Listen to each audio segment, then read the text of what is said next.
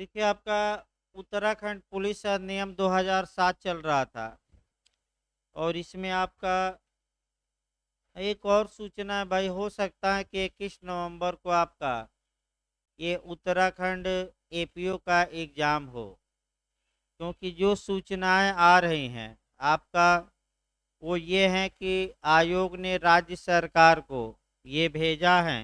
एक लेटर चल रहा है सोशल मीडिया पर, और एक दो लड़के कुछ लड़के उत्तराखंड के भी पढ़ते हैं, वो भी बताए कि चांस है कि 21 नवंबर को एग्ज़ाम हो जाएगा। और जो लोग फार्म न भर पाए हैं अभी भी मौका है। एक 21 अक्टूबर तक फार्म की डेट बढ़ी है, यानी कि आपका जो लोग फार्म न डाले हों अभी भी मौका है, भर सकते हैं। और यूपी एपीओ भी हो सकता है 10-15 दिन में आ जाए, यानी कि चांस है कि 15 अक्टूबर के आसपास आ सकती है। तो हम भी प्रयास ये करना है कि भाई पुलिस अधिनियम इस सप्ताह हम भी पूरा प्रयास करेंगे कि समाप्त हो जाए, ताकि आपका सीआरपीसी इत्यादि लगाई जाए। क्योंकि भाई आपका जो लोग ऑनलाइन पढ़ रहे हैं उनका भी एक बार रिवीजन हो जाए और ऑफलाइन वालों का भी। देखिए आपका राज्य पुलिस बोर्ड पढ़ाया जा रहा था, और राज्य पुलिस बोर्ड में आपका ये बताया जा रहा था कि बोर्ड के कितने मेंबर होंगे, आपका कैसे बोर्ड में स्वतंत्र 2 सदस्य होंगे, उनकी नियुक्ति होगी, और आपका उनका कार्यकाल कितना होगा, 2 वर्ष, और तत्पश्चात उन्हें राज्य सरकार हटा सकती है। वे आधार बताए गए थे। और अंत में हमें बताना है आपका सेक्शन 35 राज्य पुलिस बोर्ड के कार्य क्या है। यानी कि जो राज्य पुलिस बोर्ड होता है वह कौन सा कार्य करेगा, यानी कि आपका जो अध्यक्ष और सदस्य होंगे वे कौन से कार्य करेंगे। तो कार्य भी काफ़ी महत्वपूर्ण है। और राज्य पुलिस बोर्ड कौन कार्य करेगा इसका उल्लेख आपका सेक्शन 35 में दिया गया है। एक एक कार्यों को देखिए। देखिए आपका राज्य पुलिस बोर्ड के कृत्य। राज्य पुलिस बोर्ड द्वारा निम्नलिखित कृत्यों का निष्पादन किया जाएगा, अर्थात निम्नलिखित एक्ट या कार्य किए जाएंगे। पहला है दक्ष, प्रभावी, उत्तरदायी और जवाबदेह पुलिस व्यवस्था के संवर्धन हेतु नीति संबंधी मार्ग निर्देशों के संबंध में राज्य सरकार को सुझाव तथा परामर्श देना। अर्थात राज्य पुलिस बोर्ड क्या काम करेगा, तो 35 सेक्शन में है कि पुलिस प्रणाली दक्ष बने, कुशल बने, प्रभावी हो, यानी कि आपका जो पुलिस प्रणाली इफेक्टेड हो, उत्तरदायी और जवाबदेह हो। इसका मतलब ये हुआ कि अगर पुलिस द्वारा गलत कार्य किया जाता है तो पुलिस की भी जवाबदेही होनी चाहिए। जैसे कि यही तो यूपी में कमजोरी है। और यूपी में आप देख सकते हैं जो गोरखपुर में आपका मनीष गुप्ता हत्याकांड हुआ, पुलिस की अगर नया कानून उत्तर प्रदेश में रहता तो पुलिस की भी जवाबदेही होती, लेकिन कम जवाबदेही है। जब तक हंगामा नहीं हुआ और जब तक आपका मनीष गुप्ता की पत्नी सक्रिय नहीं हुई तब तक सरकार सोई रही। आप देख सकते हैं। और सोशल मीडिया का ही कमाल है कि सीबीआई जांच का आदेश मजबूरी में पारित करना पड़ा राज्य सरकार को, क्योंकि जो उसकी पत्नी थी हमेशा सोशल मीडिया पर अपनी बात रखती थी और आपका सरकार से भी अपनी बात कहती थी। तो सोशल मीडिया में भाई आपका देखिए आगे पुलिस को कैसे जवाबदेह बनाया जाए, अर्थात पुलिस गलत कार्य करती है तो उसकी जिम्मेदारी हो वहाँ। और पुलिस व्यवस्था के संवर्धन, यानी कि कैसे इसमें बढ़ोतरी की जाए, इसके संबंध में राज्य पुलिस बोर्ड द्वारा राज्य सरकार को सुझाव और परामर्श दिया जाएगा। यानी कि बताया जाएगा कि ऐसा नियम बनाया जाए ताकि पुलिस दक्ष भी बनी रहे, आपका इसका कार्य इफेक्टेड वाला हो, प्रभावी वाला हो, और इनकी गलत कार्य करने पर इनकी क्या हो, जवाबदेही। दूसरा देखिए, निष्पादन संकेतकों को चिन्हित करने में जिनमें अन्य बातों के अतिरिक्त प्रचालन क्षमता, जनता के समाधान, पीड़ित व्यक्ति के समाधान की तुलना में पुलिस अन्वेषण तथा प्रतिक्रिया, जवाबदेह संसाधनों का उच्चतम प्रयोग और मानव अधिकार मानकों का पालन शामिल है। राज्य सरकार को सुझाव देना, इसका मतलब ये हुआ कि बताइए, पढ़ना तो आगे, बता दिए पढ़ना तो आकर बैठिए। भाई देखिए आपका, यानी कि कौन कौन से वे बिंदु हैं जिनको लेकर पुलिस को चलना चाहिए, ये। इसके बाद आपका कैसे पुलिस और पीड़ित को कैसे पुलिस सहायता करे, आपका जो मानवाधिकार का मानक है, यानी कि जो ह्यूमन राइट है, उसका पुलिस द्वारा कैसे पालन किया जाए, इत्यादि बातों के बारे में ये जो राज्य पुलिस बोर्ड होगा वह सरकार को सुझाव देगा कि ऐसा नियम बनाया जाए। तो आप देखे भी होंगे कि थाने के बाहर लिखा रहता है बोर्ड पर कि थाने में मानवाधिकार का संरक्षण, बहुत बड़ा बड़ा बोर्ड लगा है जहाँ भी जाइए, और अंदर जाइए तो हमेशा पुलिस मानवाधिकार का हत्या या मर्डर ही करती है। यानी कि आपका ये कह सकते हैं कि बाहर लिखा है, बाहर कुछ और है, अंदर कुछ और है, यानी कि पर्दा के आगे कुछ और है और पर्दा गिरता ही क्या है, कुछ और है। जब तक लिफ्टिंग द कारपोरेट बिल, यानी कि पर्दा नहीं हटाएंगे, तब तक पुलिस का असली चेहरा या चरित्र पता नहीं लगता। तो आपका ऐसी बात नहीं है कि सभी पुलिस वाले एक ही जैसे हैं। हमारे भी तमाम शिष्य हैं, तमाम मित्र हैं जो आपका समाज सेवा के लिए अपना रक्तदान से लेकर तमाम योजनाएं चला रहे हैं और पुलिस की छवि सुधारने का प्रयास भी कर रहे हैं। लेकिन उसी में आपका ऐसे भी लोग हैं जो पुलिस को बदनाम भी कर रहे हैं, यानी कि एक मछली पूरे तालाब को गंदा कर देती है, तो सेम उसी प्रकार कुछ लोग क्या कर रहे हैं, गंदा। ये नहीं कि 100% लोग ही गलत हैं, भाई कुछ सच्चाई तो है, तभी तो व्यवस्था चल रही है। लेकिन आपका परसेंटेज ज़्यादा वहीं मिलेगा, पीपा के टन रहना आपका और मानवाधिकार का हनन करना।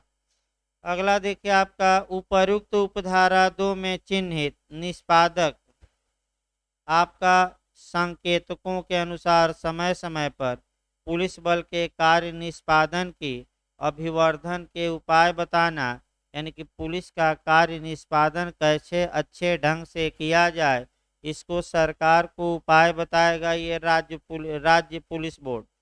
और आपका चौथा है, निम्नलिखित के सापेक्ष पुलिस के संगठनात्मक कार्य निष्पादन के मूल्यांकन के लिए सुझाव देना।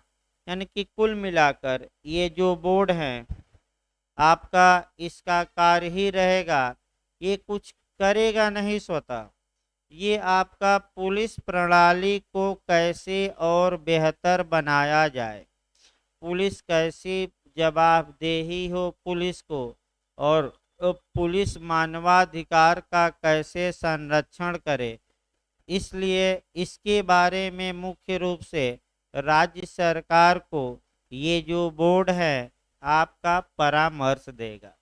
अब राज्य सरकार चाहे तो उस सुझाव को माने और चाहे तो मानने से क्या करे, इनकार, भाई बाध्य नहीं है। यानी कि राज्य पुलिस बोर्ड एक परामर्शदात्री एडवाइजरी बॉडी है जो राज्य सरकार को पुलिस में सुधार कैसे किया जाए इसके लिए सुझाव देगी, एडवाइजरी देगी या परामर्श या सलाह देगी। आइए आपका धारा 36 देखा जाए। आपका 36 राज्य पुलिस बोर्ड का व्यय तो भाई एक लाइन में है कि राज्य पुलिस बोर्ड का व्यय किसके द्वारा माने आपका वहन किया जाएगा, तो भाई राज्य सरकार द्वारा, बस एक लाइन का है। इसके बाद धारा 37 राज्य पुलिस बोर्ड की वार्षिक रिपोर्ट, तो राज्य पुलिस बोर्ड अपनी एक वार्षिक रिपोर्ट सरकार को भेजेगा कि वर्ष भर में हमने क्या किया, और तत्पश्चात सरकार उस रिपोर्ट को जितना जल्दी हो सके विधानसभा में रखेगी। तो एक लाइन ये भी कि राज्य पुलिस बोर्ड अपनी वार्षिक रिपोर्ट किसको देता है, स्टेट गवर्नमेंट को। ये उसके बाद स्टेट गवर्नमेंट जितना जल्दी हो सके कहाँ रखेंगी, तो आपका राज्य विधान सभा, क्योंकि विधान परिषद नहीं है उत्तराखंड में। आइए सेक्शन 38 देखा जाए, यहाँ से आपका क्वेश्चन बन सकता है। देखिए, पुलिस अधिष्ठान समिति, आपका पुलिस इस्टेब्लिशमेंट कमेटी, पुलिस अधिष्ठान समिति या पुलिस स्थापना समिति। अधिष्ठान ना है तो लिख लीजिए स्थापना, आसान भाषा में लिख लीजिए पुलिस स्थापना समिति। देखिए ये कौन सी समिति होती है। देखिए कह कर भाई, पहला खंड, राज्य सरकार यथाशीघ्र एक पुलिस स्थापना समिति का गठन करेगी, जिसे एक तत्पश्चात माने इसके बाद समिति कहा गया है, जिसका पुलिस महानिदेशक अध्यक्ष होगा और 2 अन्य वरिष्ठतम अधिकारी सदस्य होंगे, जिनका पद पुलिस महानिरीक्षक के स्तर से निम्न का नहीं होगा। देख लीजिए एक बार इंग्लिश में।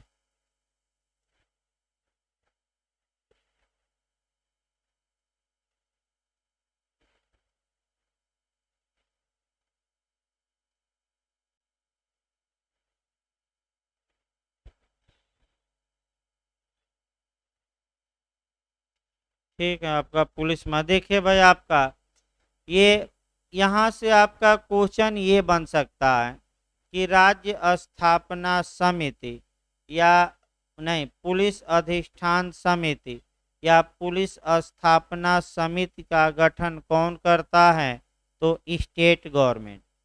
दूसरा ये क्वेश्चन बन सकता है कि किस धारा में प्रावधान है, तो भाई धारा तो रट्टा ही मारना पड़ेगा, किस धारा में है, 38।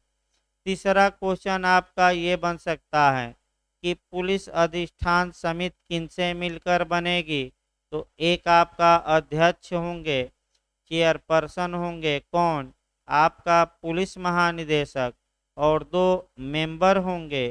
जो मेंबर होंगे वह पुलिस महानिरीक्षक, यानी कि इसको आईजी कहा जाता है, आईजी से नीचे के नहीं होंगे।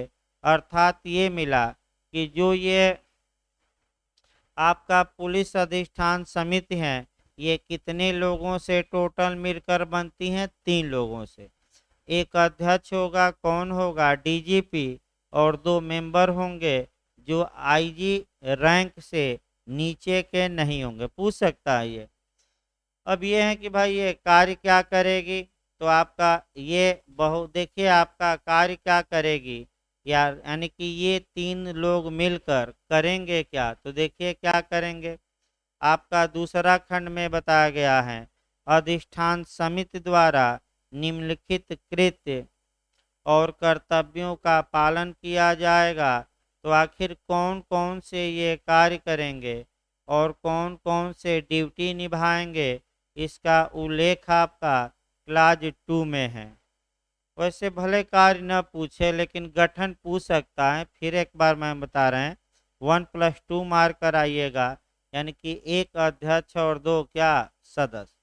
देखिए आपका कार्य भी अधीनस्थ पदों पर चयन तथा पदोन्नत के लिए प्रक्रियाएं निर्धारित करना, यानी कि आपका सबॉर्डिनेट जो पद हैं उस पर पुलिस का चयन कैसे होगा और नीचे के पुलिस वालों का प्रमोशन करने का कैसे होगा, इसके लिए प्रोसीजर निर्धारित करना।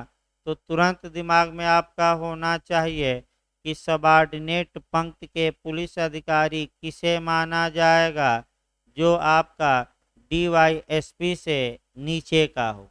भाई रट कर जाइएगा, ये यूपी आपका एपीओ में कई बार आ चुका है। फिर एक बार हम बता रहे हैं कि सबऑर्डिनेट रैंक का पुलिस अधिकारी किसे माना जाएगा, यानी कि अधीनस्थ पंक्ति का पुलिस अधिकारी किसे माना जाएगा। गलत न हो, यूपी एपीओ में भी आ चुका है। यूपी में भी यही नियम है कि जो पुलिस उपाधीक्षक यानी कि डीवाईएसपी से रैंक में नीचे का हो वह क्या माना जाएगा, सबऑर्डिनेट रैंक का। इसको अच्छे से तैयार रखना, आ सकता है सबऑर्डिनेट रैंक। देखिए अगला, अधीनस्थ अधिकारियों का एक रेंज से दूसरे रेंज में स्थानांतरण, यानी कि जो सबऑर्डिनेट अधिकारी हैं उनका एक रेंज माने क्षेत्र होता है, एक रेंज से दूसरे रेंज में कैसे ट्रांसफर होगा, इसके लिए नियम बनाना। तीसरा आपका है पुलिस उप अधीक्षक या पुलिस सहायक अधीक्षक के पदों के अधिकारियों का स्थानांतरण करना, यानी कि आपका डीवाईएसपी या असिस्टेंट एसपी यानी कि सहायक पुलिस अधीक्षक का ट्रांसफ़र कैसे किया जाए, इसके लिए प्रक्रिया नियम बनाना। इसके बाद आपका अगला है क्षेत्र में कार्यरत पुलिस अपर अधीक्षक और उससे उच्चतर पदों के पुलिस अधिकारियों के स्थानांतरण और तैनाती के संबंध में राज्य सरकार को सिफारिश करना। इसके बाद पुलिस कर्मियों की शिकायतों का निवारण करना और जहां आवश्यक हो राज्य सरकार को सुधार के उपाय सुझाना। ये भी महत्वपूर्ण है कि अगर पुलिस अधिकारी अगर पुलिस वाले अपने कोई शिकायत लेकर आते हैं इन लोगों के पास, तो उस शिकायत का ये निवारण करें और आपका शिकायत के निवारण के लिए आपका राज्य सरकार को ये सुझाव भी दे सकता है समिति कि राज्य सरकार ऐसा उपाय करे जिससे कि पुलिस वालों की शिकायतें क्या की जाए, दूर की जाए। यानी कि राज्य सरकार से आपका सुधार के उपाय करने की मांग की जा सकती है इस समिति द्वारा। और अंतिम है, राज्य सरकार जिन मामलों में उचित समझे ऐसे कारणों से जो लिखित हो का उल्लेख करते हुए समिति के निर्णय में परिवर्तन या संशोधन कर सकती है। बस यही राजनीतिक मामला आ जाता है। यानी कि समिति ने मान लीजिए किसी दरोगा जी का ट्रांसफ़र किया और अड़ंगा लास्ट में कौन डाल देती है, राज्य सरकार। वह दरोगा जी कहाँ पहुँच गए, मंत्री के पास। मंत्री के मुख्यमंत्री ने सचिव इत्यादि को फोन लगाया या मुख्यमंत्री तक बात चली गई और मुख्यमंत्री ने आपका कार्यालय ने यानी कि होम डिपार्टमेंट ने उसका ट्रांसफ़र रोक दिया। तो आप भाई देखिए स्पष्ट बताया गया है कि ये अधिकारी जो भी फैसला लेंगे उस फैसले में राज्य सरकार चाहे तो क्या कर सकती है, संशोधन या परिवर्तन। और इसी मान लीजिए ट्रांसफ़र का फैसला लिया और राज्य सरकार ने ट्रांसफ़र पर क्या लगा दिया, रोक। राज्य सरकार को पावर है। तो जो वरिष्ठ अधिकारी हैं ये जनता की शिकायतें कम सुनते हैं, मैं बता दूं, और नेता परेता और भूत प्रेत की शिकायतें ज़्यादा सुनते हैं। यानी कि ये मंत्री जी का आदमी है तो ये विधायक जी का आदमी है तो ये जिला पंचायत अध्यक्ष हैं भाजपा के, सब घेरे रहते हैं और चाय पानी करते रहते हैं और आम जनता गई चूल्हे भाड़ में। जाकर देखिए सब अधिकारियों का ही जमावड़ा बड़े बड़े नेताओं का लगा रहेगा आईजी डीआईजी एसपी के पास, और इनको समय ही नहीं है कि ये जनता पर ध्यान दे। और ये जो आईजी डीआईजी हैं आपका सही बात है कि नेताओं के दबाव में ज़्यादा फैसला लेते हैं, मन से नहीं।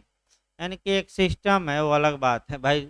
आप देख सकते हैं घेरे रहते हैं नेता परेता। इस प्रकार आपका ये अध्याय भी समाप्त हो गया। अब अध्याय 5 आ जाए। देखिए 1-2 दिन बाद भी लिखवा जाएगा भाई, क्योंकि पहले दिन ही लिखवाना उचित नहीं है, सोमवार को ही एक दो दिन थोड़ा चला दिया जाए, तब उसके बाद एक ही दिन में सब आपका 15-20 धारा हम लिखवा देंगे। मेन है आप दिमाग में बैठाइए भाई, पोथी पतरा काम नहीं देगा, जो दिमाग में बैठा रहेगा वही ज़्यादा काम देगा। लिखवाने का तो 2 दिन में बढ़ जाए तो पूरा पुलिस एक्ट ही समाप्त हो जाएगा। तो प्रयास ये करिए दिमाग में बैठाने का भी, और एक दो दिन में लिखवा जाएगा। एक चैप्टर और 2 चैप्टर इधर निकाल दिया जाए, क्योंकि हम भी प्रयास कर रहे हैं कि शनिवार तक आपका ये जो सब्जेक्ट है समाप्त हो जाए। चांस भी है होने का, क्योंकि भाई पुलिस एक्ट आपका लंबा चल रहा है, तो लंबा चलेगा तो समाप्त हो जाए तो अगले सोमवार से भाई कुछ और लगाया जाए, एग्जाम भी न देखें। आइए, पुलिस की भूमिका, कार्य और कर्तव्य, ये भी काफ़ी महत्वपूर्ण है और इसको आपका समझना पड़ेगा। जहाँ तक यानी कि अध्याय 5 पुलिस की भूमिका, कार्य और कर्तव्य, इधर से आपका क्वेश्चन बनने का पूरा चांस रहता है। और ये जो सेक्शन है याद रखिए, ऊपर ही अध्याय के लिख लेना चाहिए। ये 39 से लेकर और 49 तक है। यहाँ से आपका एक या दो क्वेश्चन बनने के चांस रहते हैं भाई, मैं बता दूं, एक या दो क्वेश्चन बनने के चांस रहते हैं। और जब कोरिलेट करके बताया जाए तो आपका कर्तव्य है, क्योंकि प्री में उतना कोरिलेट करके लिखवाया नहीं जाता भाई, लिखवाते समय कम कोरिलेट होगा। तो आपका भी कर्तव्य है कि जब एक कानून दूसरे कानून से कोरिलेट करके बताया जाए तो कम से कम बेयर एक्ट पर ही पेंसिल या पेन से आप लिख लिया करिए, ताकि भविष्य में जब एक बार घर पर आप बेयर एक्ट पढ़ेंगे तो वह सेक्शन याद रहेगा, और नहीं आएगा तो दूसरे बेयर एक्ट से एक बार देख लेंगे। ये नियम है कि बेयर एक्ट को पूरा भर देना चाहिए, कहाँ कहाँ से कोरिलेट है। और यही कोरिलेशन क्लास की जान भी है, और इसीलिए सबसे ज़्यादा ऑनलाइन लोग पढ़ भी रहे हैं, हजारों लोग पढ़ रहे हैं, इसमें कोई शक नहीं है। बस ये कहते हैं कि यहीं सब तो मिल ही जाता है, लेकिन जो आपको रिलेट करके और कंसेप्ट क्लियर करा देते हैं वह न तो किताब में मिलता है और न दिल्ली से दौलताबाद के किसी नोट्स में। और कई लोग मांग किए कि नोट्स बनाइए, तो हम कहे कि जब सब कुछ नोट्स में ही मैं कोरिलेट करके दे दूंगा तो पढ़ने कौन आएगा भाई, नोट्स पढ़कर नहीं पप्पू पास हो जाएगा कौन आएगा। तो कुछ तो गुण बनाए रखिए, ताकि जैसे मोदी जी हैं सब कुछ दे दें तो कौन वोट देगा। तो धीरे धीरे कुछ कुछ समयों पर क्या करेंगे, गोला फेंकेंगे। तो आगे देखिए भाई, आपका ये चैप्टर काफी महत्वपूर्ण है कि पुलिस की भूमिका क्या होती है, पुलिस का कार्य क्या होता है, कर्तव्य क्या होता है। ये मेंस में भी आपका अच्छा क्वेश्चन बनता है। जहाँ तक पुलिस की भूमिका, कृत्य या कार्य या कर्तव्य की बात है, मुख्य रूप से 39 में दिया गया है।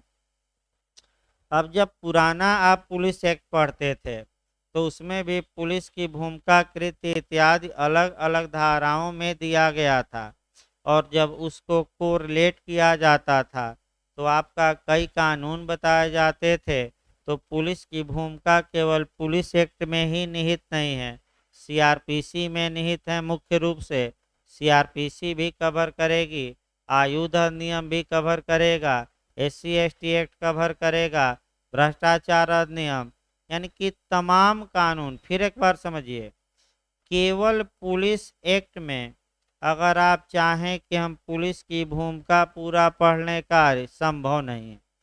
तमाम भारत में राज्य स्तर पर और संघ स्तर पर ऐसे कानून बनाए गए हैं जहां की पुलिस को कार्य सौंपा गया है, और तमाम कानून हैं, लेकिन मुख्य कानून सीआरपीसी है।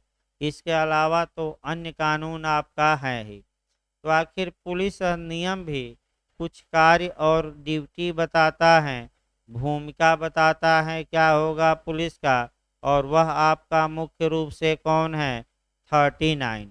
देखिए कैसे कोरिलेट आप करेंगे। देखिए भाई, 39 का क्लाज 1 हम शुरू करने जा रहे हैं। क्लाज वाइज यहाँ पूछा जाएगा, क्योंकि जो क्लाज 2 होगा वो भी काफ़ी महत्वपूर्ण होगा, और लेकिन पहले क्लाज 1 निपटाया जाए तब 2 बताया जाएगा। भाई इसमें क्वेश्चन आने का पूरा चांस है 39 से। देखिए, सामान्यतः पुलिस की निम्नलिखित सांकेतिक भूमिका और कृत्य सरकार द्वारा समय समय पर बनाए गए नियमों के अनुसार होगा। यानी कि सामान्यतः का मतलब ये हुआ कि ये जो नियम है ये आम तौर पर दिया गया है, जनरली दिया गया है, यानी कि ये सामान्य नियम है। इसके अलावा भी पुलिस के कार्य, कर्तव्य और भूमिका दी जा सकती है, और दिया भी गया है सीआरपीसी में, एससी एसटी एक्ट इत्यादि में। अब उतना नाम नहीं लिया जाएगा। ये सामान्यतः आपका कौन से कार्य होंगे, तो पहला देखिए, निष्पक्षता पूर्वक विधि को लागू करना, उसकी मर्यादा बनाए रखना। आपका पहले तो निष्पक्षता पूर्वक विधि को लागू करना और उसकी मर्यादा बनाए रखना, इसी पर आया जाए। यानी कि पुलिस जब भी कार्य करे तो उसका कर्तव्य होगा कि वह निष्पक्षता पूर्वक कानून को लागू करे और कानून की मर्यादा या लिमिटेशन या सीमा में रहे। यानी कि कानून का पालन करते हुए ही कानून का पालन भी करे, और कानून ने जो उसके अधिकारों पर सीमा लगाई है, कानून का पालन उस सीमा के अंदर ही करे। लेकिन हमेशा आप देखेंगे समाज में तो ज़्यादातर मामलों में वायलेशन ही होता है, और इस समय का अच्छा उदाहरण गोरखपुर का है, जहाँ की बाबा की स्थली को भी पुलिस वालों ने नहीं छोड़ा, और गोरखपुर के लोग इस बात को भी उठा रहे हैं कि इन अधिकारियों के कारण गोरखपुर जिला बदनाम हो रहा है। बाबा को कड़ी से कड़ी ऐसे मामलों में कार्रवाई गोरखपुर के लोग कर रहे हैं कि भाई कार्य किया कोई बाहरी आकर, और बदनाम कौन हो रहा है, गोरखपुर। तो ऐसे लोगों को यहाँ क्यों बाबा भेज रहे हैं, यानी कि बाबा क्यों भेज रहे हैं, ऐसे लोगों को न भेजा जाए। ये गोरखपुर में सोशल मीडिया पर मांग उठी है बहुत तेज, और तमाम लोग इसका समर्थन भी कर रहे हैं। तो आपका अगर का अगर आपका कह सकते हैं कि विधि सही ढंग से निष्पक्षता पूर्वक विधि को लागू करते पुलिस वाले, और विधि की सीमा में रह के कार्य करते, तो ये घटना निश्चित तौर पे नहीं हुई रहती। लेकिन वो तो दम्भ था कि हमारे आगे कौन बोल सकता है, तो ऐसी दशा में दम्भ निकालने के लिए आपका बोला गया तो क्या किए, कूट दिए, और कूट कर कहाँ पहुँचा दिए, जैसे धान में कूटा जाता है ना, ओखल जानती है ना कि नहीं आप, ओखल में धान कूटा जाता है, जानती है ना, उसी प्रकार आपका कूट दिए बट से, यानी कि बंदूक के बट से, और इतना कूट दिए कि आपका धान अलग और छिलका अलग, यानी कि व्यक्ति की क्या ले लिए, जान। तो यानी कि इसका मतलब ये हुआ कि मर्यादा में रहकर कार्य करे पुलिस, लेकिन हमेशा इसका क्या करती हैं, उल्लंघन ही करती हैं। तो यूपी में इसीलिए हम बता रहे हैं कि नए कानून की सख्त आवश्यकता है। जैसे उत्तराखंड ने बनाया है, काफ़ी अच्छा कानून बनाया है, अभी काफ़ी अच्छे अच्छे प्रावधान मिलेंगे आगे। तो यूपी में भी आवश्यकता है कि ऐसा कानून बनाया जाए। अगला देखिए भाई, आपका जनता के जीवन, स्वतंत्रता, संपत्ति, मानव अधिकार और गरिमा का संरक्षण। पुलिस का ये कार्य होगा कि वह जनता के जीवन का संरक्षण करे, यानी कि जनता के जीवन को बचाए।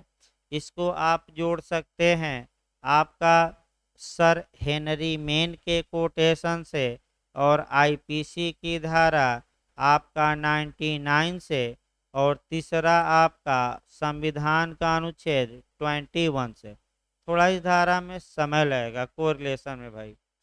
फिर एक बार देखिए पुलिस का ये देखिए राज्य का ये प्राथमिक कर्तव्य है, प्राथमिक जिम्मेदारी है कि वह व्यक्तियों के जान और माल की सुरक्षा करे, यानी कि शरीर और संपत्ति की सुरक्षा करे। राज्य सक्षम भी है, इसके लिए पुलिस रखा है। और आपका स्पष्ट रूप से सर हेनरी मेन भी कहते हैं कि आपका राज्य का ये प्राथमिक कर्तव्य है कि वह व्यक्तियों के जान और माल की रक्षा करे।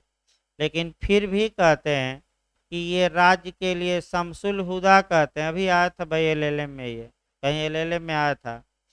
शमसुल हुदा का कोटेशन है कि राज्य चाहे कितना ही शक्तिशाली क्यों न हो, वह प्रत्येक अपराधी के पैरों तले पुलिस खड़ा नहीं कर सकता।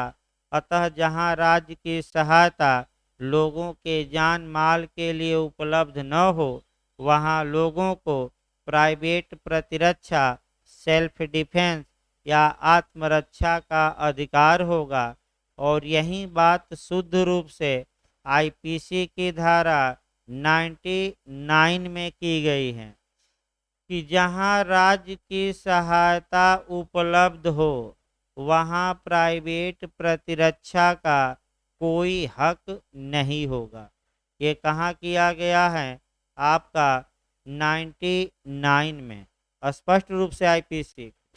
अब व्यक्तियों के जीवन, तो भाई व्यक्तियों के जीवन का उल्लेख और प्राण और दैहिक स्वतंत्रता का उल्लेख हमारे संविधान के आर्टिकल 21 में किया गया है। और स्पष्ट रूप से बताया गया है कि जान माल को जान को छीना जा सकता है, लेकिन विधि द्वारा स्थापित प्रक्रिया से मनमाने तरीके से नहीं। स्पष्ट ये किस आर्टिकल में बताया गया है? 21। तो व्यक्तियों के जीवन की रक्षा की जाए, किसकी जिम्मेदारी है? पुलिस की। और आपका कहावत भी देखनी है कि जब रक्षक ही भक्षक बन जाए तो समाज को कोई नहीं बचा सकता। मैं बता दूं, यानी कि जिन पर रक्षा करने की जिम्मेदारी है और वहीं आमादा हो जाए भक्षक बनने का, तो समाज को कोई कानून, कोई विधि बचा नहीं सकती। और ऐसी दशा में आपका एक और इस पर उदाहरण देख सकते हैं। डावरी डेथ में ये कहा जाता है, दहेज हत्या के मामले में जो हस्बैंड होता है, हस्बैंड मतलब कि पति, पति मतलब बॉडीगार्ड, और बॉडीगार्ड मतलब रक्षक। तो जो पति ही जब आमादा हो जाए कि वह अपनी पत्नी को जान से मार देगा डावरी या दहेज के लिए, तो कोई समाज कानून पत्नी को बचा नहीं सकता। तो उसी प्रकार जब पुलिस ही आमादा हो जाए कि हम क्या करेंगे, जनता को मारेंगे, ठोक देंगे, तो कोई कानून उन्होंने कहीं काम नहीं करेगा। देखिए आगे, इसीलिए कंट्रोल की अति आवश्यकता है। जीवन हुआ भाई दूसरा, व्यक्तियों की स्वतंत्रता की रक्षा करना। अब स्वतंत्रता की कैसे रक्षा की जाएगी?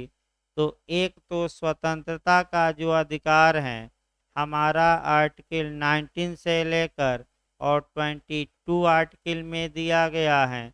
स्वतंत्रता का अधिकार मूल अधिकार है, और मूल अधिकार ही नहीं, मूल अधिकारों का क्रोड है। क्रोड यानी कि धुरी है, सबसे बड़ा अधिकार है। हम यहाँ पढ़ा रहे हैं, आप लोग पढ़ रहे हैं, ये स्वतंत्रता का ही अधिकार है। आर्टिकल 91A हमें अधिकार देता है स्पीच एंड एक्सप्रेशन का अधिकार। और अगर ये अधिकार नहीं रहता तो सरकार चाहती तो हमें बोलने से क्या करती? रोक सकती। लेकिन सरकार के बस की बात नहीं है रोक देना, क्योंकि ये जो अधिकार हमें मिले हैं ये हम आपका हमारा संविधान देता है। और इसके रक्षा की जिम्मेदारी हाई कोर्ट और सुप्रीम कोर्ट पर डाली गई है। नहीं तो सरकार तो कुचल देती अधिकारों को, कहाँ दे ही रही है। देखिए निजता का अधिकार को लेकर इतना बवाल हुआ और सरकार फिर भी नहीं मान रही है। सुप्रीम कोर्ट के आदेश का भी रोज उल्लंघन होता है। तो अगला देखा जाए भाई इसके बाद संपत्ति, तो संपत्ति की भी रक्षा करना किसकी जिम्मेदारी है? आपका राज्य की। मानवाधिकार और गरिमा, तो पहले ह्यूमन राइट देख लिया जाए। मानवाधिकार किसे कहा जाएगा? और मानवाधिकार की रक्षा के लिए विस्तृत गाइडलाइंस सुप्रीम कोर्ट ने दिया है और मानवाधिकार संरक्षण अधिनियम 1993 भारत में बना है और आपका विश्व स्तर पर भी मानवाधिकार है, इसको भी थोड़ा ध्यान में रखना है। ह्यूमन राइट्स यानी कि मानवाधिकार का मतलब किसी मानव को मानव होने के नाते कुछ राइट मिले हैं और उन्हीं अधिकारों को मानवाधिकार कहा जाता है और मानवाधिकार की रक्षा करना ये पुलिस की जिम्मेदारी है। मानवाधिकार यानी कि जो एक मानव के लिए जो अधिकार आवश्यक हो और उसी में से जो अधिकार अनिवार्य हैं उसे फंडामेंटल राइट बना दिया गया है। यानी कि जितने मूल अधिकार हैं वे प्रथमतः मानवाधिकार हैं और मानवाधिकार में से ही कुछ अधिकार को छांटकर क्या बनाया गया है? मूल अधिकार। तो मानवाधिकार आपका केस भी याद रखना भाई, जिस जो थाने पर लिखा जाता है कि मानवाधिकार का क्या संरक्षण, केस इसमें लिख सकते हैं दिलीप कुमार बसु यानी कि DK बसु शॉर्टकट में वर्सेज पश्चिम बंगाल राज्य, यानी कि दिलीप कुमार बसु बनाम पश्चिम बंगाल राज्य का मामला है जिसमें कि मानवाधिकार के बारे में विस्तृत गाइडलाइंस आपका बताया गया किसके द्वारा? सुप्रीम कोर्ट द्वारा। फिर भी रोज मानवाधिकार का क्या हो रहा है? उल्लंघन। अगला देखिए भाई आपका कानून और व्यवस्था भी देखिए, कानून और व्यवस्था को बनाए रखने में सहायता करना यानी कि लॉ एंड ऑर्डर मेंटेन रहे, इसमें सहायता करे यानी कि विधि और व्यवस्था बनी रहे, समाज में दंगा बलवा हंगामा न हो, ये किसका कार्य है? आपका किसका कार्य है? तो आपका पुलिस का कार्य है। अब यही आपको समझना है कि अगर कोई व्यक्ति आपका मने बेचैन है कि हम दंगा कर देंगे बलवा कर देंगे इत्यादि, तो पुलिस को भी पावर है कि अपराध करने से पहले ही उसे अरेस्ट कर ले, तो इसको CRPC की धारा जोड़ सकते हैं 151 से जोड़ सकते हैं। आपका तीसरा देखिए इसमें आंतरिक सुरक्षा का संरक्षण यानी कि इंटरनल सिक्योरिटी का संरक्षण, यानी कि राज्य के अंदर उपद्रव न हो, बलवा न हो, हिंसक गतिविधियां न हो, इसको देखना भी किसका कार्य है? पुलिस का। आतंकवादी गतिविधियों को नियंत्रित करना, निवारित करना, टेररिस्ट एक्टिविटीज न हो, इसको भी रोका जाए। सामुदायिक समन्वय के भंग होने यानी कि समाज में आपसी भाईचारा बना रहे, ये भाईचारा ब्रीच या भंग न हो, ये भी पुलिस का कार्य है। इसके बाद युद्धमान गतिविधियों और अन्य आंतरिक सुरक्षा को प्रभावित करने वाली अन्य परिस्थितियों का निवारण और नियंत्रण। इसका मतलब ये हुआ कि आपका युद्धमान गतिविधियां और आंतरिक सुरक्षा यानी कि कोई समूह राज्य में ऐसा उत्पन्न न हो जो राज्य के खिलाफ ही युद्ध करने लगे, उस समूह को क्या किया जाए? कंट्रोल किया जाए और ऐसी बातों को रोका जाए, ये किसका कार्य है? पुलिस का। अगला देखिए सड़कों, रेलों, पुलों की संरचनाओं तथा अधिष्ठान इत्यादि सार्वजनिक संपत्तियों की विध्वंसक कार्यों या किसी प्रकार के आक्रमण से संरक्षण, यानी कि सड़कों पर कोई कब्जा न करे या उसको क्षति न पहुंचाए, रेलों को कोई क्षति न पहुंचाए, जो आपका पुल हैं उनको क्षति न पहुंचाए, बाधा न डाले, या जो जितने सार्वजनिक प्रतिष्ठान हैं उसमें आपका कोई तोड़ फोड़ न करे। आपका इस इनसे संरक्षण करना किसका कार्य है? पुलिस का। देखिए, जब यूपी में आप पढ़ेंगे तो रेल हुआ, नहर हुआ, इत्यादि हुआ, अलग अलग सेक्शन में मिलेंगे। लेकिन आप उत्तराखंड में पढ़ रहे हैं तो एक ही सेक्शन में कब क्या हो जा रहा है समझ। इसके लिए 13, 14, 15 तमाम चीज़ें मिलेंगी। रेल, नहर आपका पढ़ाया जाएगा, वो तो भाई पढ़ाना ही पड़ेगा। जैसे ही यूपी एपीओ आ जाएगी, आपका पुलिस एक्ट तो लगाना ही पड़ेगा। लेकिन हम भी चाह रहे हैं कि भाई कुछ लेट में आए, ताकि उत्तराखंड का क्या हुआ रही है पुलिस एक्ट निपटा रहे, तो हमें भी थोड़ा आसानी होगी। देखिए आगे भाई, आपका अपराध निवारण तथा उनके निवारक कार्यों और उपायों तथा अपराध निवारण हेतु सम्यक उपायों को आपका सम्यक उपाय करना, और आपका अपराध की घटनाएं घटित होने के अवसरों को कम करना। यानी कि पुलिस का ये कार्य है कि वह अपराध पर नियंत्रण करे, निवारक कार्यों को अपनाए, जिससे कि अपराध कंट्रोल किया जा सके और अपराध घटित होने की घटनाओं की जो संभावना है उसको कम करे। तो इसके लिए क्या हो सकता है? तो पहला तो आपका अपराध निवारण आ जाइए, यानी कि ऑफेंस को प्रिवेंट किया जाए, अपराध न हो। इसके लिए हमारी सीआरपीसी में तमाम प्रावधान हैं, प्रिवेंटिव प्रावधान है। आपका एक तो प्रावधान किया गया है सीआरपीसी की धारा 106 से लेकर 124 तक, जहाँ की निवारक प्रावधान है, यानी कि संभावना है कि अपराध कर देगा, उसके पहले ही गारंटी मांगी जाए। दूसरा आपका जो मुख्य है, आपका 11 चैप्टर है, यानी कि अध्याय 11 खूब पूछा जाता है। धारा 149 से लेकर 153 तक है, जिसमें मुख्य धारा एक है 151। ये मेंस और इंटरव्यू में भी इस समय पूछा जा रहा है। प्रिवेंटिव अरेस्ट, निवारक गिरफ्तारी क्या होती है? तो आज फिर एक लाइन हम बता रहे हैं।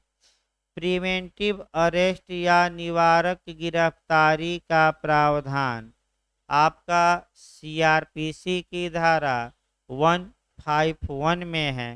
अपराध करने के पूर्व ही व्यक्ति को गिरफ्तार कर लेना, यदि संभावना है कि अगर गिरफ्तार नहीं किया गया तो कोई कांगनिजेबुल या संज्ञेय अर्थात गंभीर अपराध कर सकता है। तो अपराध करने के पहले गिरफ्तार करके और अपराध को रोका जाए, ये किसका कर्तव्य है? पुलिस का। इसके बाद आपका ये है कि भाई अपराध के अवसर ही कम हो। तो अपराध के अवसर कम हो तो लगातार गश्त करते रहिए। खुफिया जो विभाग हैं, यानी कि जो जासूस हैं, उनको सक्रिय रखिए। क्यों सक्रिय रखिए?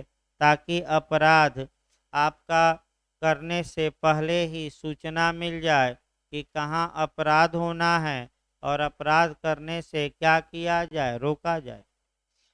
अगला देखिए भाई, किसी शिकायतकर्ता अथवा उसके प्रतिनिधि द्वारा स्वयं उपस्थित होकर अथवा डाक द्वारा या ईमेल अथवा अन्य साधनों से प्राप्त समस्त शिकायतों का सम्यक रूप से एक्सेप्ट करना, एक्नॉलेजमेंट करना, अभिस्वीकृति करना, और उस पर तुरंत आपका कार्यवाही करना।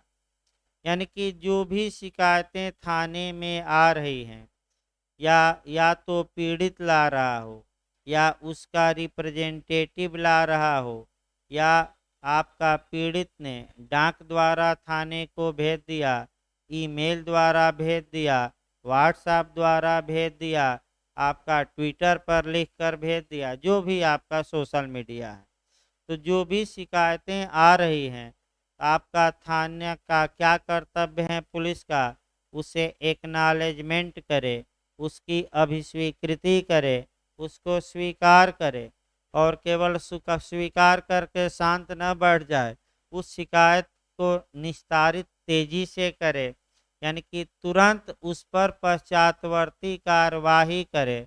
अगर यही पुलिस इतना स्पीड में काम करती तो अपराध ही क्यों होता। यानी कि अगर पुलिस इतना तेज हो जाती कि एक सोशल मीडिया पर मैसेज गया तो तुरंत सक्रिय हो जाती। वैसे मैं बता दूं आपका, जितने वरिष्ठ अधिकारी हैं वो आपका सोशल मीडिया सेल अलग बना है, जिसमें एक इंस्पेक्टर रैंक का अधिकारी रहता है और लगभग 2 कांस्टेबल रहते हैं। वो जितने सोशल मीडिया पर बातें आपका लिखी जाती हैं, उनका कार्य ही है कि उसको देखे और वरिष्ठ अधिकारियों को बताए।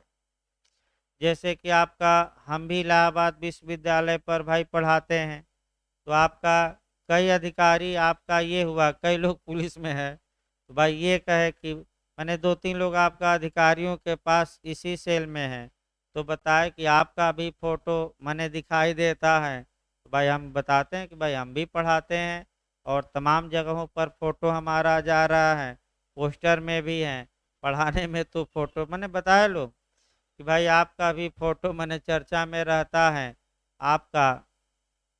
तो भाई ऐसी दशा में, यानी कि सोशल मीडिया पर जो भी शिकायतें या हाथों हाथ जो भी शिकायत की जा रही हैं, उस पर तुरंत पुलिस क्या करे, पश्चातवर्ती या अनुवर्ती कार्रवाई करे। तो थाने से क्या होता है कि वे एक तो भगा देते हैं, भग जाओ एप्लीकेशन लेकर, और कुछ पैसा वैसा लाइए जुगाड़ लेकर, तो क्या होगा आपका एप्लीकेशन स्वीकार। अब आ जाइए, आपका अगला पॉइंट अति महत्वपूर्ण है। ऐसी शिकायतों अथवा अन्यथा द्वारा उसके संज्ञान में आने वाले संज्ञेय अपराधों का, कॉग्निजेबल ऑफेंस का पंजीकरण, यानी कि आपका एफआईआर दर्ज करना। पंजीकरण मतलब क्या, उसको लिख लेना एफआईआर। और अन्वेषण, आपका शिकायतकर्ता को प्राथमिकी यानी कि एफआईआर कहा जाता है, प्राथमिकी की प्रति सम्यक रूप से प्रदान करना, और जहां उचित हो अपराधियों को हिरासत में लेना, और कानून के अनुसार इन्वेस्टिगेशन संचालित करना। यानी कि ये जो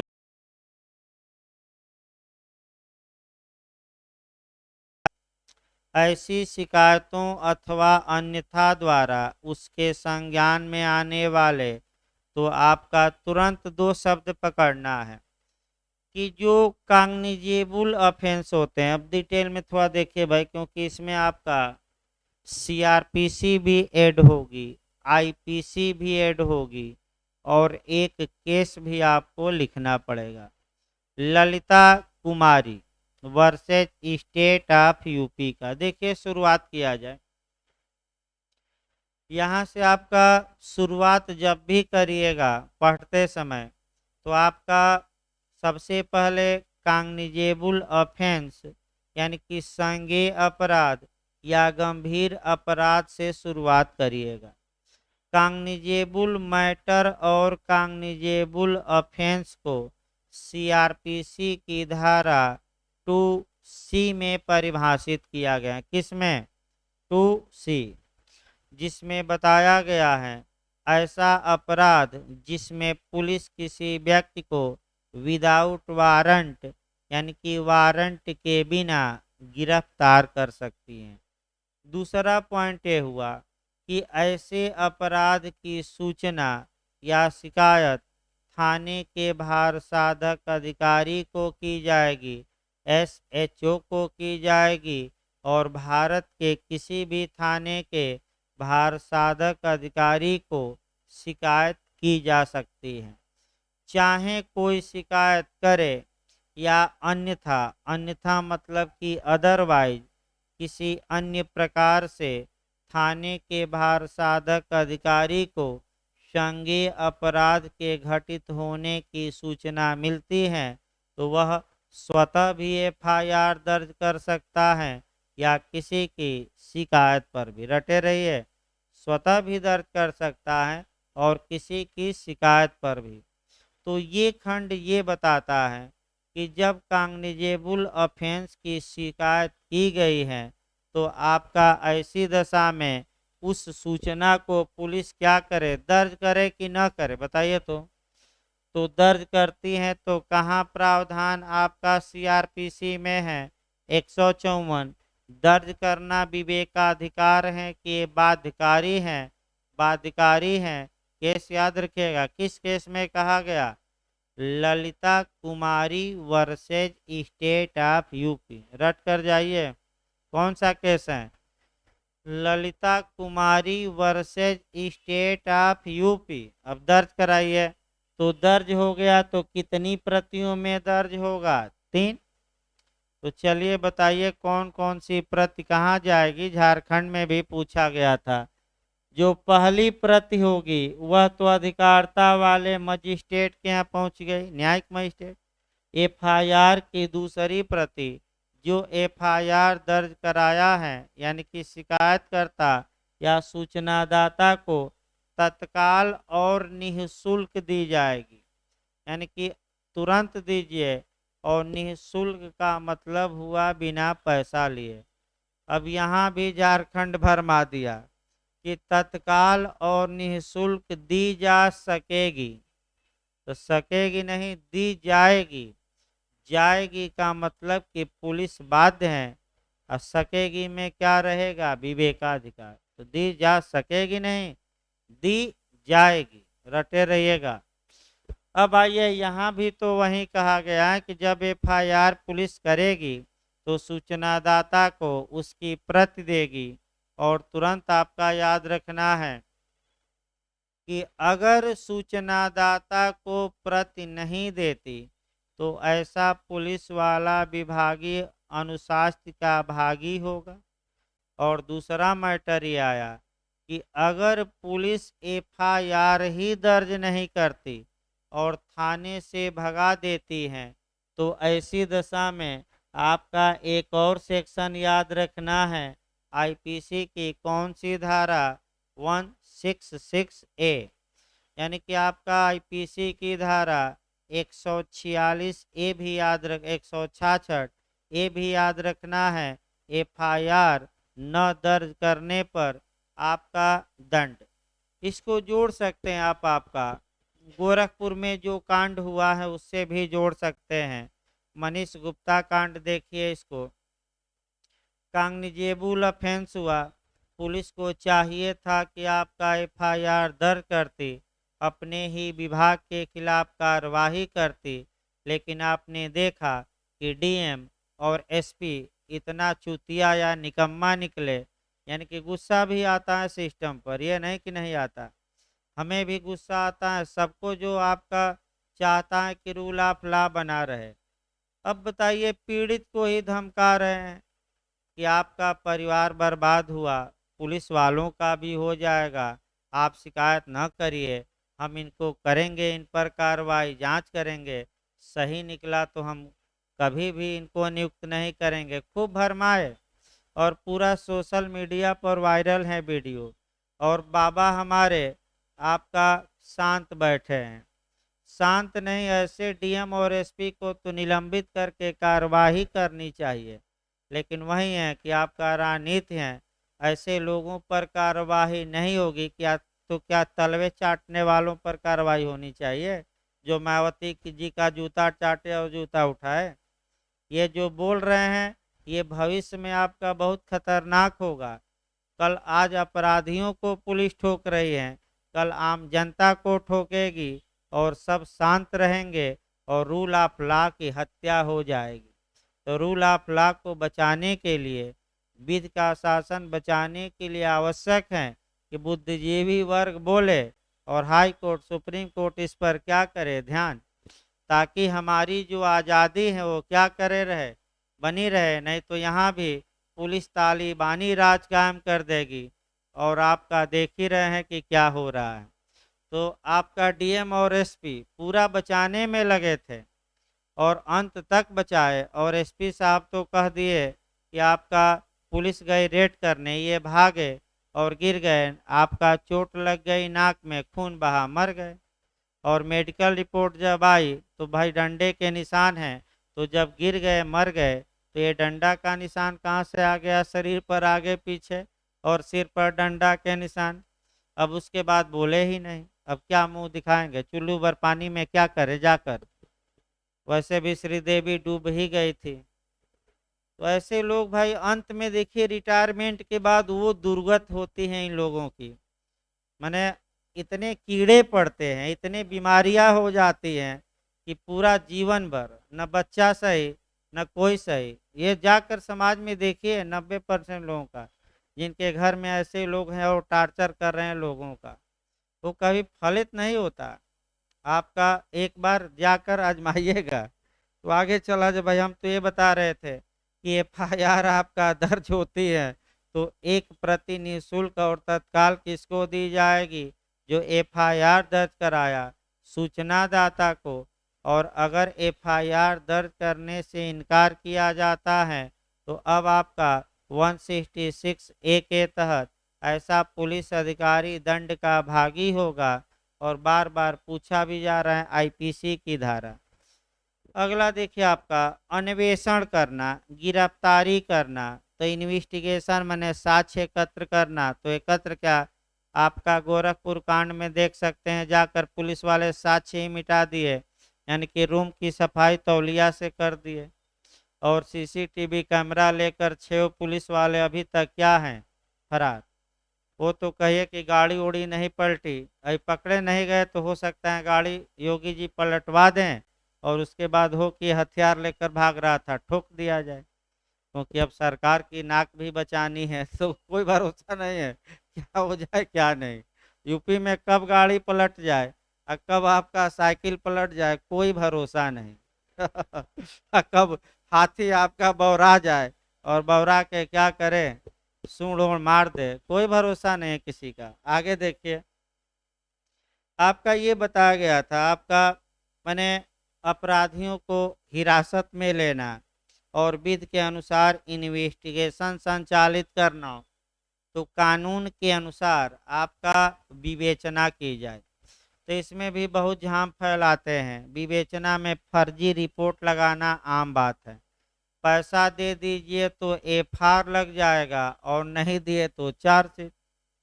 और विभागीय अगर कार्यवाही की जा रही है तो अपने अधीनस्थों को ज़्यादातर क्लीन चिट ही दे देते हैं। एसपी ने भी देने का प्रयास किया, वो तो सोशल मीडिया इतना सक्रिय हो गया कि एसपी ध्वस्त हो गए, नहीं तो आपका दब जाता ये भी कांड और आपका फिर रूल ऑफ लॉ की हत्या ही हो जाती।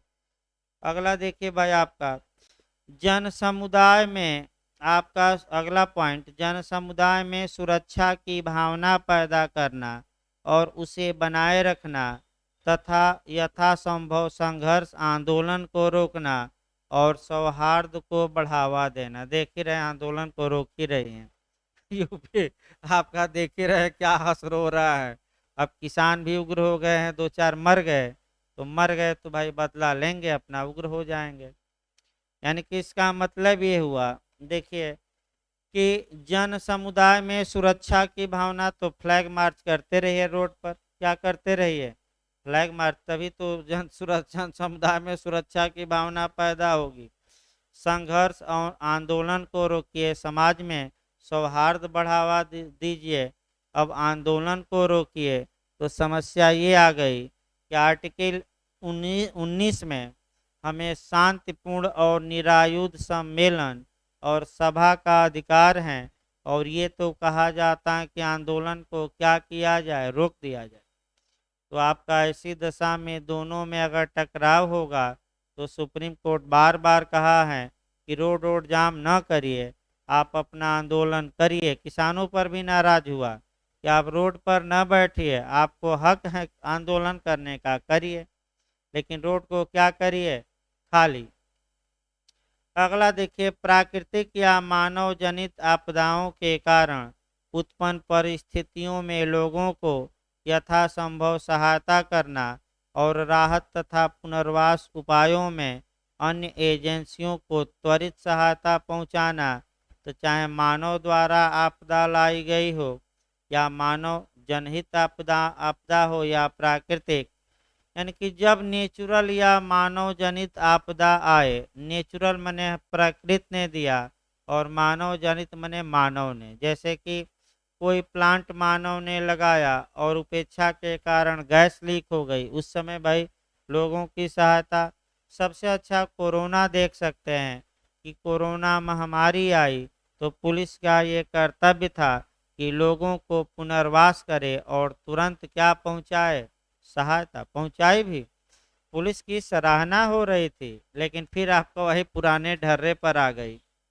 अगला देखिए भाई, ऐसे व्यक्तियों की सहायता करना जिनके शरीर या संपत्ति को अपहानि का खतरा हो और कष्टप्रद स्थितियों में पड़े हुए व्यक्तियों को आवश्यक राहत और सहायता करना, यानी कि जिनको खतरे की आशंका हो उनकी क्या करे पुलिस, सुरक्षा। इसके बाद आपका जनता और वाहनों की व्यवस्थित रूप से आने जाने को सुविधाजनक बनाना और सड़कों और महामार्गों पर यातायात का कंट्रोल करना, यानी कि सड़क खाली रहे ताकि जनता और आम लोग क्या हो सके, आसानी से आ जा सके। ये पुलिस का ही कार्य है। तो चौराहे पर देख ही सकते हैं डंडा लेकर बैठे रहते हैं। अगला, सार्वजनिक शांति और सभी प्रकार के अपराधों के संबंध में, जिसमें सामाजिक अपराध भी हैं, आपका कह सकते हैं कार्यवाही करना। इसके बाद आपका जो राज्य सरकार या निर्देश जारी करे वो कार्य करना। इसके बाद पुलिस थाने में अभ्यासिक अपराधियों और संगठित अपराध में अंतर्वलित व्यक्तियों का अभिलेख रखना और उसको प्रदर्शित करना, यानी कि जो हैबिचुअल अपराधी हैं या ऑर्गेनाइज अपराधी हैं उनको आपका लिस्ट बनाना। यहाँ से भी आपका यूपी में जब आप पढ़ेंगे तो इसके लिए अलग भाई आपका पढ़ाया जाएगा कि जो हैबिचुअल गैंग रजिस्टर या जो हैबिचुअल अपराधी हैं उनकी लिस्ट अलग बनाई जाएगी, लिस्ट रखी जाएगी। यानी कि हैबिचुअल माने आदतन अपराधी, आदतन का मतलब आभ्यासिक अपराधी। तो आभ्यासिक अपराधी कौन होता है? जो समाज में बार बार अपराध करने के लिए क्या हो, प्रसिद्ध हो, एक बार किया हो कि कई बार, कई बार।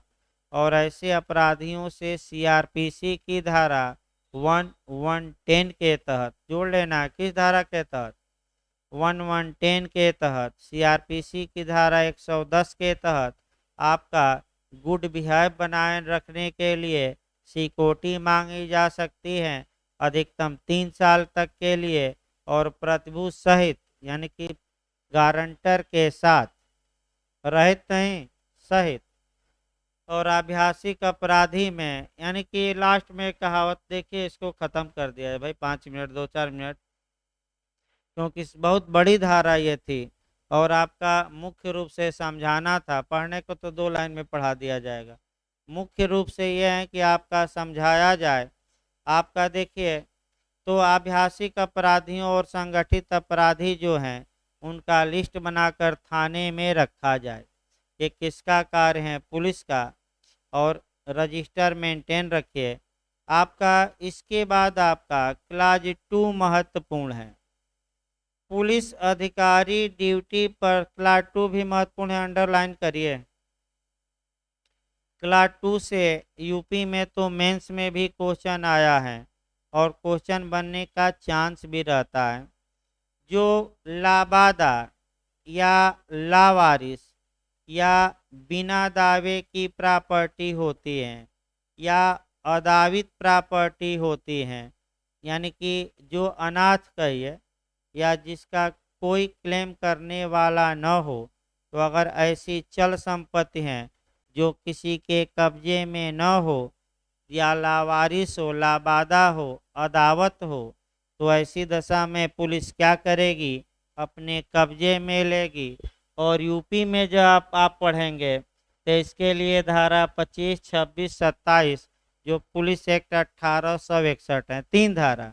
लेकिन इसमें तो आपका माने क्लास 2 इसका और एक बार 46 मैंने शॉर्टकट में निपटा दिया गया। लेकिन जब यूपी में पढ़ेंगे तो पैरा भी पढ़ना पड़ेगा। और कौन कौन सी धाराएं? 25, 26 और 27। ये भाई आपका पुराना पुलिस एक्ट में पढ़ाया जाएगा। नए में तो आपका 2 ही लाइन है। देखिए भाई, आपका एक लोग आए हैं, आपका ये राधा यादव जी हैं, सुबह भी आई थी। और बार काउंसिल आप उत्तर प्रदेश का चुनाव लड़ रही हैं और काफ़ी आपका सक्रिय भी रहती हैं सोशल मीडिया पर, और हमेशा अधिवक्ताओं के हित की ही बात करती हैं। तो उनकी भी बातें आप लोग 2 मिनट सुन लीजिए प्रेम से, और तब आपका कह सकते हैं कि रेस्ट दिया जाएगा, फिर एक्सटार्सन चलेगा। आइए भाई, आप लोग भाई इनकी बातें सुन लीजिए। ताली वाली बजा।